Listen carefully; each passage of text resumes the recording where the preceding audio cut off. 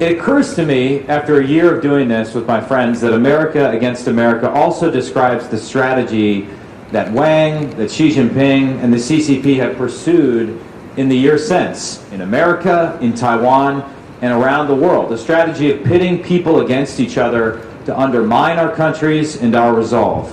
It's also the strategy they pursue on the international stage. Divide and conquer. Divide countries, divide allies, divide partners, divide the free world. But being here today, I am extremely confident that that strategy is failing. Standing here together, we are evidence of that failure. Democrats and Republican, blues and greens, the people of Taiwan and the people of America united against authoritarian aggression. One thing that's come out of some of the tabletop exercises that we've done on the committee is that not only do we need to get the military investments right in the region, and I think that is the most important thing. We need to ensure that we're delivering on the foreign military sales that you've purchased, that we've approved, but have yet to be delivered. We have a $20 billion backlog. That's probably the biggest thing we can do to deter China and reduce its aggression. But we also need a coordinated economic strategy with our allies and partners, so we're not making up a response when China does something that could be labeled economic warfare. We're not trying to improvise what the sanctions response is. And so doing a lot more thinking with Taiwan, with some of our treaty allies in the region, about a coordinated allied framework to resist CCP economic coercion, I think is the direction we need to go. You mentioned Nauru. I think it's fair to say, and Mr. Moulton actually, we were talking about this earlier, he just returned from, he was in Japan before this. It's critical that American legislators get to the region and express support, particularly in areas where we tend not to pay as much attention to. For example, right now in the United States, we're having a debate about renewing and appropriating money for the compact and free association states in the region.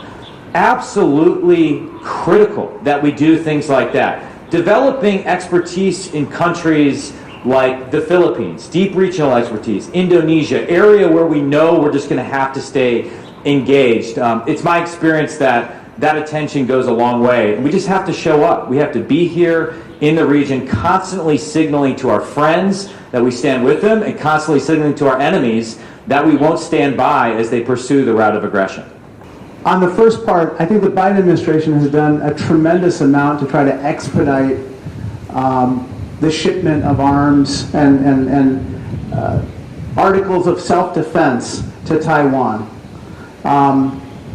All that being said, we know that the defense industrial base is under tremendous stress right now, and that's why, as part of our 10 for Taiwan recommendations, one of the things that we have recommended and Chairman Gallagher has championed as a member of the House Armed Services Committee is multi-year appropriations. This is something that's the biggest no-brainer ever, and yet we're not doing it in Washington, D.C. What that means is basically allowing companies that produce, say, bullets, to know that there's going to be business or demand for those bullets over a certain number of years, as opposed to just 1 year. If it's just 1 year, they'll only make investments to make sure that enough bullets are completed that 1 year. But what we're realizing is that we need it over an extended period of time. So that's the fundamental challenge that we have. But another thing that we talked about is that we should start thinking about what we can co-produce here in Taiwan with regard to those items where perhaps you don't need a lot of intellectual property to be transferred, but you do need industrial capacity to be dedicated to it. So for instance, 155 artillery. This is in incredibly short supply around the world. We know this in Ukraine to be the case. And Taiwan could be a potentially great partner in the production of 155 millimeter artillery. But there's so many other attritable items. These are items that we know would be required for